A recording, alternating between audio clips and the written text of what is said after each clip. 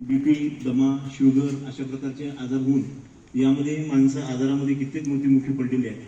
तर आरोग्याच्या बाबत जनजागृती झाली पाहिजे. जर जो माणूस नियमित व्यायाम करतो, जो माणूस नियमित आपल्या शरीराची निगा राखतो, तर त्या माणसाला आजार कमी होत असतात. आजही सुद्धा आपल्या जिंतूर शहरामध्ये मोफत वर्कआउट केंद्र जंगलेताई आणि दत्तराव जंगले आपल्या जिंतूर शहरामध्ये चालवतात. आज कित्येक मुलांचं वजन वाढलेलं आहे, आज कित्येक मुलांचं शरीर फॅट झालेलं आहे. तर त्या मुलांसाठी मोफत सकाळी 5 वाजतापासून त्यांच्या घरी वर्कआउट ते घेत असतात.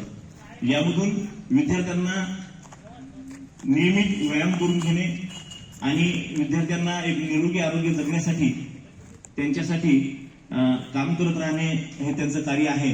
तर अशा श्री दत्तराव जंगले आणि सौ राधाताई जंगले यांचं आपण एकदा टाळ्या वाजवून स्वागत करूया.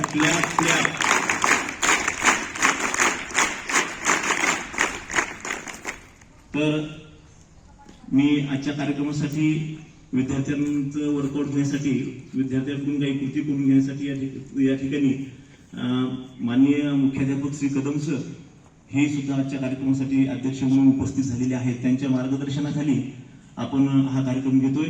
मी श्री कदम सर त्याचबरोबर जंगली दाम्पत्य यांना अशी विनंती करतोय की आपण प्रथमतः भारत मातेच्या प्रतिमेचं पूजन करूया आणि पुढच्या कार्यक्रमाला सुरुवात करूया.